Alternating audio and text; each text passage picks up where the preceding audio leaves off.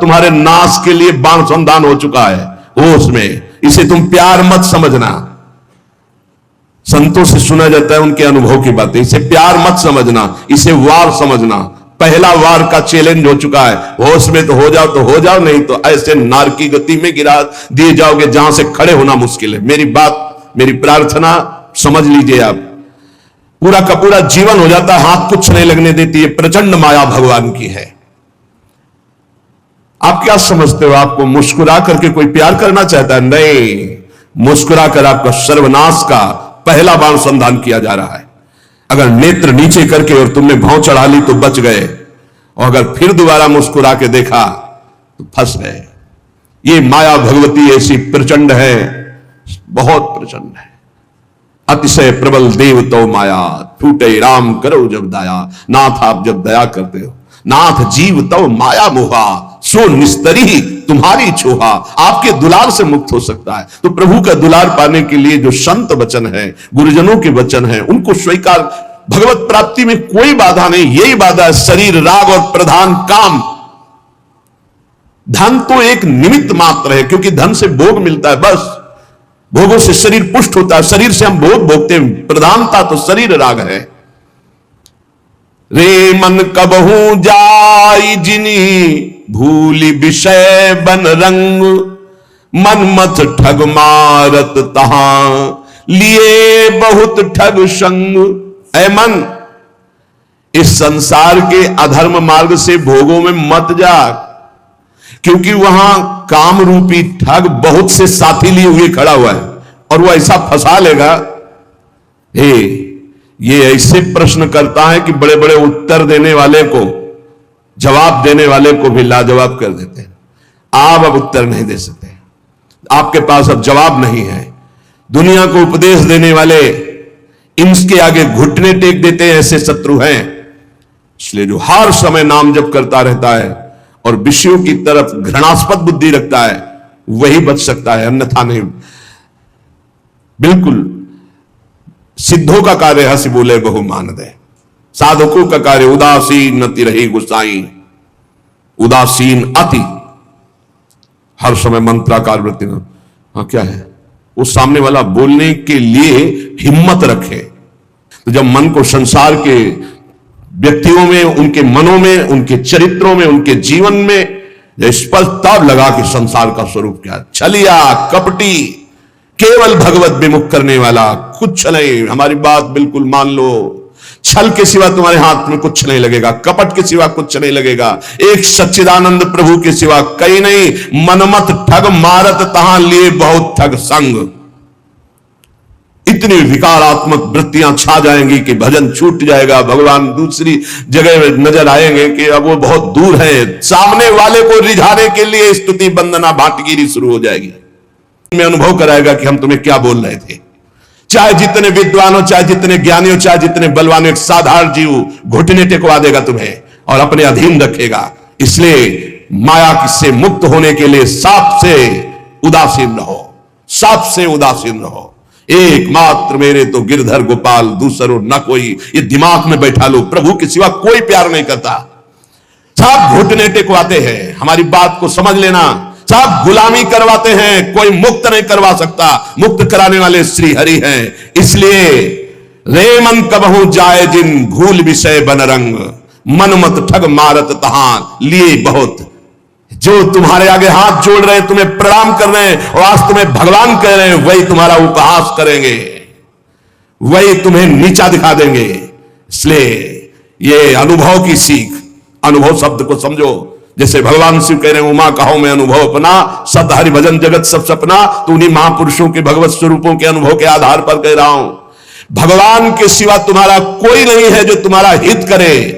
जो कोई भी तुमसे प्यार का नाटक करेगा, केवल घुटने तुमको अपने सामने टिकवाएगा, बस, और कुछ नहीं। अरे किसी की ताकत है तुम भगवान के मार्ग के पति को तुमसे आंख मिला सके, पर तुम गलत हो जाओगे तो तुम्हारी ताकत नहीं कि तुम उससे आंख मिला के बात कर सको। अगर गृहस्थ में हो तो एक व्रत पत्नी का केवल लेकर अपने धर्म पूर्वक कमाई से उदर पोषण करते हुए, भगवान नाम जप करते हुए। अगर वैराग्य के मार्ग में हो तो गर्दन कटा लेना, लेकिन विषयों की तरफ झुकना मत, नहीं तो बहुत आग है। संत महापुरुषों के वचन सुने जाते हैं, उन्हीं वचनों में इतना पावर होता है कि निकाल देते हैं। हमारे वचन ये हृदय से जो निकल रहे हैं इनको पकड़ लो। मस्त पड़े रहोगे तो भगवत प्राप्ति का ठेका, पड़े रहोगे तो भगवत प्राप्ति का ठेका। झुकना मत विषयों की तरफ। अभी भजन नहीं हो रहा तो 1 घंटे बाद होगा। यहां फिरे स्वार्थ अपने भजन गए फिरे बाह। जैसे बट वृक्ष की छाया में धूप नहीं लग सकती, ऐसे विशाल गुरु कृपा पात्र को माया की धूप नहीं लग सकती। लेकिन तुमने छाया छोड़ दिया तो माया पकड़ लेगी। अगर पड़े रहोगे वृंदावन में, जो कमाऊ कछुक भजन नहीं होए, रजतो उड़ी लागे तने पीवे। ये धाम का भजन हो रहा है। और देश के बसती घटत भजन की बात, वृंदावन में स्वार्थ हो उलट भजन हो जा। उनको सेवक मानना मतलब पतन के गर्त की तरफ आपके कदम बढ़ चुके। जब अपने को नीच समझना, अधम समझना, तृण से भी हीन समझना, दूसरों को भगवत स्वरूप मानना, किंचन मात्र कोई इच्छा वासना नहीं, दूसरों की सेवा करना, ना कि दूसरों से सेवा करवाने का भाव रखना, वो परम पद की तरफ जा रहा है। बिल्कुल सीधी भाषा में हम आपको परम पद और नरक की मार्ग की बात बता रहे हैं। ध्रुवदास जी कह रहे, जब लग मन छाड़त नहीं, सब बातन को लोभ, तब लग ही उपजत नहीं, जुगल प्रेम की गोभ। जब लग मन सब बातों का लोभ नहीं छाड़ देता, तब तक उसके हृदय में प्रियालाल के प्रेम का अंकुरण नहीं होता है। ये जीवन कैसे कटेगा, ऐसी व्यवस्था वैसी व्यवस्था है। अरे वो बोल रहे हैं सर्वलोक महेश्वर योगक्षेमम वहाम्यम, तुम्हें पता नहीं?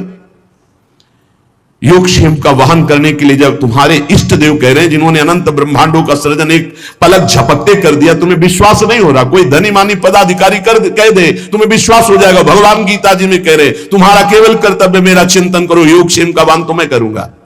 विश्वास नहीं। जीव की यही दुर्दशा है। ऐ मन सब बातों का लोभ छोड़ दे। हे, जानती हो जीवन मुक्तता क्या है? न इससे संबंध रखना, न इसके भरण पोषण की चिंता करना, न किसी से संबंध रखना, एकमात्र अपने स्वरूप में समझ नहीं पा रहे कैसा मारा जा रहा है, कैसा ठगा जा रहा है। इतनी मेहनत करके कमाता है, बैंक बैलेंस, ये सब व्यवस्था, मकान, सब पूरा जीवन करते मर गया। अब जिसलिए आया था कि नाम रूपी धन कमा ले, जीवन मुक्त हो जा, ब्रह्म प्राप्त हो जा, कोई मतलब नहीं। फिर वही सुअर कुत्ता गधा नाना प्रकार की नीच योनियों में फिर भ्रमण। अब वहां कोई नहीं, ना उसकी पत्नी है, ना पुत्र है, ना बैंक बैलेंस है, ना पद है, ना प्रतिष्ठा है, जिसके लिए उसने सब किया था। अब वो बार बार पछताता रहता है। अब अन्य योनियों में फंसा हुआ। क्या कैसी कैसी दुर्गति हो रही जीवों की, कैसी कैसी दुर्गति हो रही। इसलिए हे भाई, अब मन से प्रियालाल के चरणों का भजन करो। इसलिए निष्प्रेही बनो, किसी से स्प्रा। ये बहुत सावधानी की जरूरत है। सबसे भगवत भाव से मिलो, लेकिन किसी से अपनापन ना होने पावे। ये सिद्धों में होता, साधकों में नहीं होता। इसलिए बिल्कुल चुप शांत एकांत। भरण पोषण की जिम्मेवारी इष्ट और गुरुदेव की है। उनको ऐसे चिंता है जैसे मां को अपने बच्चे को दूध पिलाने की चिंता है। जो अन्न नहीं पाता, उस बच्चे को दूध पिलाने की चिंता है कि वो केवल मेरे स्तनों के ही सहारे, अगर उसको दुग्ध पान नहीं कराए तो भूखा रहेगा। ऐसे ही इष्ट और गुरुदेव को चिंता है तुम्हारे भरण पोषण की और तुम्हारे को भगवत प्राप्ति कराए। तुम तो बेपरवाह केवल उनकी आज्ञा पर चलो। निष्प्रेही, किसी से स्पृहा नहीं। संतोषी, संतोष करो जैसे प्रभु तुम्हें रख रहे हैं। राहे भजन चितलाए, रात दिन भजन में मन लगावे। तो मन तो चंचल शबनिते, की जय कौन उपाय, साधन को हरि भजन है, कैसत संग सहाय। ये मन तो बड़ा चंचल है, भजन में तो लगता नहीं। तो इसका क्या उपाय है कि इसको शासन में लिया जाए? इसको मन को शासन में लिया जाए, इसका उपाय क्या है? तो कह रहे हैं सत्संग इसकी सहायता करता है मन को विषयों से हटाकर प्रभु में लगाने। जो रोज सत्संग सुनते हैं, अगर मनन करेंगे, सच्चे महात्मा बन जाएंगे, चाहे गृहस्थ हो चाहे विरक्त हो। रोज हमारी कमियां हमारे सामने आती है। रोज महापुरुषों के कन जीवन मूरी, काम, कामनाएं, वासनाएं, ये परत की परत दबी हुई अंतःकरण में है। जब आप भजन करते हैं तो यही जब खुलते हैं, निकलते हैं, तो आपको लगता है बहुत गंदगी आ रही है, बहुत गंदी बातें मन सोच रहा है, बड़ा चंचल हो रहा है। नहीं, वो निकल रहा है। जब आप भजन में बैठे हो, एकाग्रता पूर्वक नाम जप करें, तब आप पकड़ पा रहे हो कि कितनी गंदी बातें मन में दबी थी, अब मन निर्मल हो रहा है धीरे धीरे। साधक को घबराना नहीं चाहिए, उसको बहुत प्रसन्न होना चाहिए और उत्साह संपन्न होकर भजन बढ़ाना चाहिए। जब भजन में बैठोगे मन जलेगा, अशांत होगा, नाना प्रकार की गलत चिंतन वृत्तियां वो आ नहीं रही, वो जा रहे हैं, मन जलकर निर्मल हो रहा है। पर साधक उस समय घबरा जाता है, घबराने की जरूरत नहीं। श्री राधा वल्लभ लाल रसिकों की जीवन मूरी है श्यामा श्याम, रात दिन इनका भजन करो, काम कामना वासनाएं सब भस्म हो जाएगी।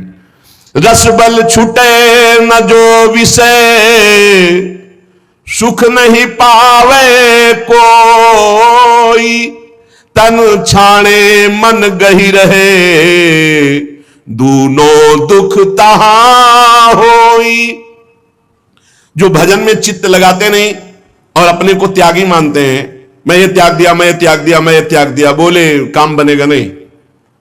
भोग की इच्छा अंदर बनी हुई, बाहर से त्याग किए हुए वो भजन में रति नहीं है, ये बहुत बड़े दुख का कारण बनेगा, गिराएगा, बहुत जोर से गिराएगा। क्या करो? भजन में रति करो। देखो छोड़ा कैसे जाता है, धीरे धीरे कदम को बढ़ाते हुए। नहीं, चिंगारी है, जब तक भगवत साक्षात्कार नहीं हुआ चिंगारी है, फूस पड़ते ही ज्वाला हो जाएगी। कभी भी दगाबाज मन पर विश्वास न करे। रस बल छूटे जो विषय, तवई लहै सुख मूल। रस बल, खूब नाम जप कर रहे, भजन कर रहे, अब कुछ अच्छा ही नहीं लग रहा। अंदर से भोगों की चाहत मिटाना सच्चा त्याग है।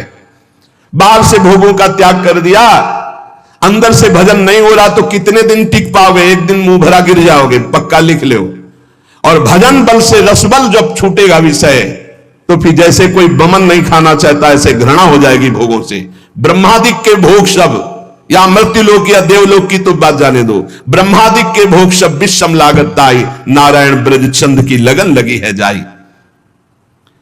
जैसे कोई धूप का तपा हुआ शीतल गंगा जी की धारा में खड़ा हो जाए, ऐसे ही संसार से कामाग्नि क्रोधाग्नि से जलता हुआ जीव जब भगवदानंद में डूबता है तो उसका मन फिर निज सुख बिन मन होई की थीरा। भगवत सुख मिले बिना किसी का मन चंचलता त्याग सकता है। इसलिए भगवत सुख की तरफ दृष्टि करो, त्याग अपने आप होता जाएगा। कदम बढ़ाओ प्रभु की तरफ, छूटता जाएगा विषय। और विषय छोड़ने की तरफ दृष्टि रखोगे तो भजन छूट जाएगा, फिर विषय नहीं छोड़ पाओगे। इसलिए हम कहते हैं छोड़ने की तरफ नहीं, पकड़ने की तरफ बढ़ो। राधा राधा राधा राधा राधा, अपने आप छूटता चला जाएगा, अच्छा ही नहीं लगेगा। रसबल छूटे जो विषय। जब भगवदानंद की अनुभूति होती है, आस नहीं किया भगवान की तरफ लगाने का, तो विषय करत बय बीत गई, भोग करते पूरी जवानी व्यतीत हो गई। अब आ गई वृद्धावस्था, तो त्रपित भयो तऊ नाही, फिर भी वो त्रपित नहीं हुआ। त्रपित भयो तऊ नाही, विषय करत बय बीत गई। बहुत विचित्र दशा होती है वृद्धावस्था में, क्योंकि अब दुर्गति होनी, इसलिए भगवान की कथा, भगवान की वार्ता सुहाई नहीं देती। वही प्रपंच, वही नाना प्रकार की चित्तवृत्ति विषयों में। बोले नेत्र, ये देखो दो दीपक है, फिर भी नेत्र होते हुए भी कुएं, अंधे कुएं में गिर रहा जीव। देख रहा है कि प्राण छूटने वाले, फिर भी रामकृष्ण हरि नहीं जप रहा, ऐसी मन की। इसलिए प्रहलाद जी ने कहा कुमार अवस्था से भजन मार्ग में, हाँ कुमार अवस्था से अभ्यास भजन का। यद्यपि तन जीरन भयो, छुटी न मन की रीति, बिखरी पर्यो सिमटत नहीं, इंद्रिन लीन हो जीत। बुढ़ापा आ गया, शरीर में दम नहीं रह गई किसी भी तरह की, ना दांतों में खाने की, ना आंखों का मेला जुड़ा। हंसा जब जब उड़ा तो अकेला उड़ा। एक साथ शरीर छूटने पर भी ऐसा थोड़ी कि एक ही ट्रेन में जाओगे बैठ के, क्योंकि नहीं। हाँ एक बात जरूर है, दोनों पति पत्नी खूब प्रिया प्रीतम का भजन करें, भाव देह की प्राप्ति हो जाए तो दोनों प्रिया प्रीतम के पास पहुंच जाएंगे, ऐसा हो सकता है। दोनों भगवान का भजन करें, दोनों भगवान को प्राप्त हो जाए। ये पत्नी और पति की पोशाक यहां है, मृत्यु लोक की ये पोशाक है। जीव तो सच्चिदानंद है, पति का जो जीव है वही पत्नी का जीव है। उसमें थोड़ी स्त्रीलिंग पुरलिंग है, जीवात्मा में थोड़ी लिंग है कि ये स्त्री है पुरुष है। ये तो पोशाक है भाई नाटक की, इस जगत नाटक की स्त्री पुरुष पोशाक है। और जब नाटक से पीछे अपने स्वरूप में गए तो दोनों परमात्मा स्वरूप है। परमात्मा स्वरूप तो पर फिर भी उसमें नहीं होगा कि गठबंधन 7 जन्म वाला। अरे छोड़ो ये सब दुनिया की प्रपंच, यहां आए हो भगवान का भजन करके अपने कर्तव्य का पालन करने के लिए। ये जन्म जन्म तक का साथ जो है केवल हरि से है और किसी से नहीं। वही अभिज्ञात सखा पुरंजनोपाख्यान पढ़ के देख लेना श्रीमद् भागवत में। बोले यद्यपि तन जीरन भयो, छुटी न मन की। भगवान का भजन करने के लिए निकले हैं तो अपनी वासनाओं की पूर्ति की बात नहीं। यद्यपि तन जीर्ण भयो, शरीर तो बुढ़ापे की तरफ जा रहा है, लेकिन छुटी न मन की रीति। वही सुबह सुबह भजन कर ले, जीवन का सार भजन है भाई। मान ले शरीर अभी है, कल नहीं रहेगा, संबंध भी है, कल नहीं रहेंगे, बिल्कुल बेपर्द यहां से जाना पड़ेगा, कोई पर्दा नहीं रह जाएगा, ना संबंध का, ना धन का, ना वैभव का, ना मित्रता का, और ये शरीर भी हटा लिया जाएगा।